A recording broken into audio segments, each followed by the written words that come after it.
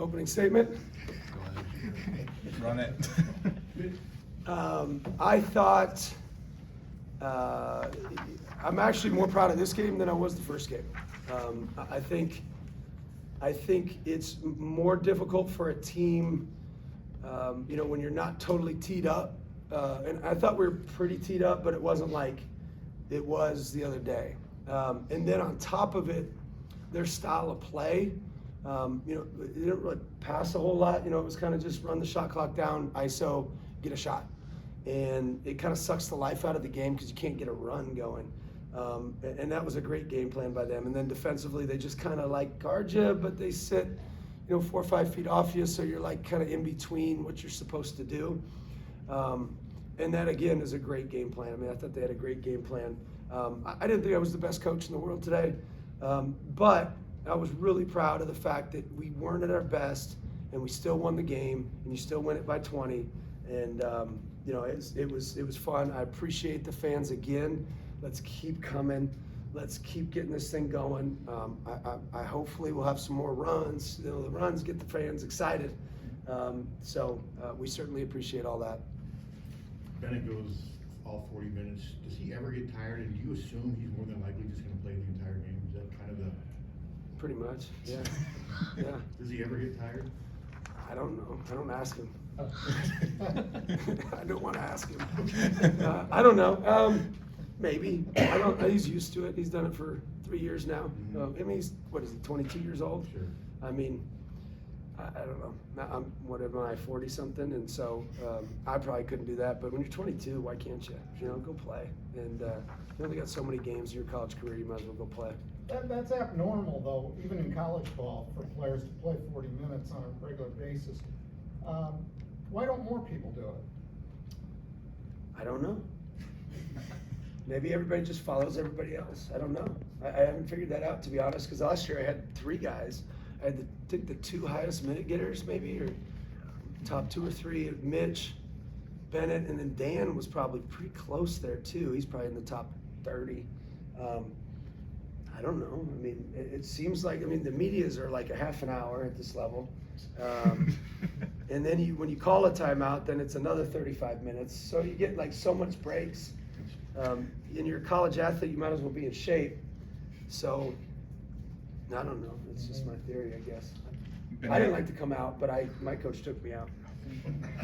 And they, obviously, like I said, they ran the shot clock down, had a couple long threes in that first half, and kind of got on a little bit. But what was the big adjustment in the second half for you guys? Like, maybe, I don't want to say sped them up, but it seemed like their backcourt felt a lot more pressure from you guys. Yeah, I thought honestly, I thought part of it was they just didn't make the shots. They were hitting really tough shots in the first half. I didn't think our defense was great. I thought we were spread out. So when teams do that, it's a little bit tricky, and I don't think we're totally ready for it. They just kind of spread you out. Not a lot of shooting out there, but they stand in spacing spots. And then the shot clock goes down to 5 seconds. And when it does that, then it kind of sucks the life out of your defense and kind of takes the crowd out of it a little bit. And we had a crowd, which is great for the Hawkeyes. But then they hit a couple of those tough shots. And then it's like, and then it kind of breaks you for the offense. So you're trying to get it all back on offense. And again, it was an excellent game plan. I thought they did a good job, and I didn't think I did a great job. You guys have 42 assists on 55 field goals so far this season. Just how much do you stress ball movement in practice and leading up to the game? What does ball movement do for your offense? I mean, a lot. It's a lot of it's more just the pass once you get the rotation, the extra pass. We've got a really good passing team. That's probably more that than me stressing it. Meaning, I think our guys just pass it really well, and we should have had more. I mean, we had 2 of our best shooters, Tate and Brendan, go 1 for 10 combined on open shots. And so we probably should have had more assists too. So you're saying it's a natural thing for your team? Yeah, because we got good passers. And then, we teach flow. So we don't, today we ran more stuff than we usually do, but we teach more like read and react type stuff. And then we got sets that break their shell. Sets break their shell, then we get to our flow, and then our flow is more random. And so then the randomness creates the rotations. Once we create the rotations, then you're getting assists. Tate seems to be carving out a nice role for you. Can you tell us about him and, you brought him along with you.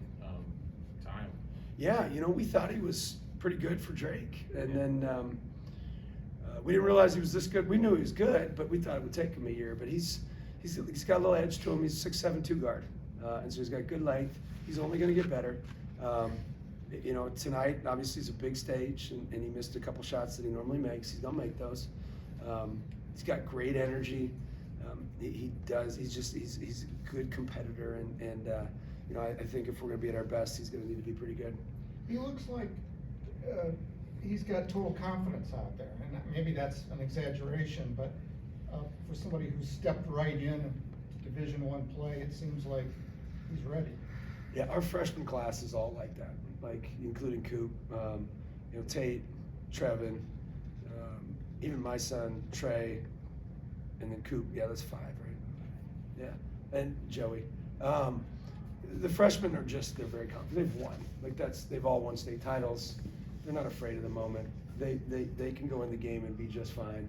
And him in particular, but all of them they're just really confident in their ability. They're well raised, great families, and they've got that self-confidence that's going to help us. Was starting Alvaro in the second half, was that just matchup based, or kind of what went into that decision? He's playing really well. He's playing really well. And I don't know for a fact, but I think going forward we might have to play more 2 big lineups. I don't know yet. I don't know. We're still a work in progress. We're still trying to figure it out. So if you guys got suggestions, let me know. What's the goal for the week ahead now? You got a week between games. What do you want to do in this coming week? Beat Oregon, first off. Good luck. We won't beat them, but Iowa will, hopefully. And then after that, then we're going to prepare for Xavier. We got to work on our angles defensively. I thought we got beat on a few angles where they just swung it. We closed out at the wrong angle on drivers. They got to their dominant hands a little bit more consistently, where we should have known, okay, that guy drives left. And part of that probably is a new team. Last year I coached, and I'm still getting used to it. I coached a guy that played for me for 6 years, a guy that played for me for 5 years, another guy that played for me for 5 years, and another guy played for me now 4, but 3. And so sometimes I take a little bit for granted that they understand the scout and can really execute it. And so maybe we need to start the scouts a little bit sooner to make sure that they can execute some of the game plan. And in Iowa Media Day, you talked about challenging Alvaro to have those minutes of intensity, not just 1 minute, not 2, but in entire stretches. He came right out, had 2 steals. How would you describe what you've seen from him in the first couple of games and living up to maybe that challenge that you put out for him? Yeah, he's a competitor, and he's worked really hard. We have high expectations for him. I think his talent says that he could be starting. The cool part about him is that it's like, I want to earn this, and I want to get in there and do that. And then when you challenge him just like that, he came out and he performed and was excellent. And so he's seeing the work that he's put in the weight room, conditioning, on the floor, all that, attitude, all those things. He's got a good attitude, but just getting it redirected, he's seeing the results of that now. And so hopefully he continues to grow and get better.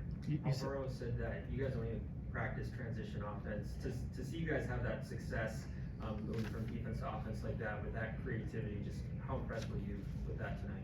Yeah, against good teams, your transition offense a lot of times is going to be off of steals, off of long rebounds, and so you're naturally going to just flow into your primary break, essentially. So when you have a good passing team, you don't really have to work on 3-on-2 situations or 2-on-1s or 4v3s or 4v2s, because it just kind of figures it out. And honestly, the second you work on it is the second they're bad at it, because then you just correct things that they already see anyway. It's like when you go coach something, it's always funny if, when I was younger as a coach, and you'd press late if you were down, and then it would work, and you'd be like, dude, let's put a press in. You put the press in, and then it would never work again. It's like, how bad a coach are you? One more about Sage, if I could. Seeing his high school numbers, they're not eye-popping at what you're used to for Division I recruits. What kind of game did he play in Oklahoma? Winning. I think he won a state title, probably finished second the year before. I think he lost maybe 3 or 4 games. He had a kid, a 6'8", 6'9", I don't know how big he is, big kid. Oklahoma defensive end, and then he had his brother, Ethan, twin brother, who's at Pitt State, Division II school. I don't know if he's starting. I think he might be. And then they had a point guard that was really good. So they were just loaded. And then he'd play half the game. So then he'd come out. And so they didn't need him to score. But that's why he translates so easy. Because he doesn't need to be the star to be effective. That's what makes him translate to this level and translate up levels consistently. I compare him to probably, he's not there yet by any stretch of the imagination, like Christian Brown out of high school, where he was just kind of, you're like, bouncy, won a state title, et cetera, and then it was like, oh, where did this kid come from? And he's a good player, and he'll keep getting better. It sounds like everything with you said, you just really have a selfless team. Just, you guys play really unselfish basketball. Just, you ever just preach that, just playing free and off each other, not someone dominating the ball so much? Oh yeah, absolutely. Yeah, it's role defined. You got to have a certain amount of gravity. Somebody does this, somebody does that, and then based on the gravity, then you punish certain things. So, yeah, 100%. I mean, we want to make the extra pass, all those things, and we work on it constantly. We're a big flow team offensively. Once we get clicking, it's really fun to watch. You said Last question, on Monday that it felt like the offense was still kind of a work in progress. At least to me, it's looked better than a work in progress through 2 games. What's your impression? I guess just the offense through the first 2 games. I think we were disrupted tonight. I didn't feel good about our flow. I thought our efficiency was really good, though. I thought we scored. I thought the first game we had great rhythm, great flow. We didn't play with disruption. Tonight we were fairly unorganized, and that's on me. Didn't get into our stuff quick enough. Again, on me. And their defense.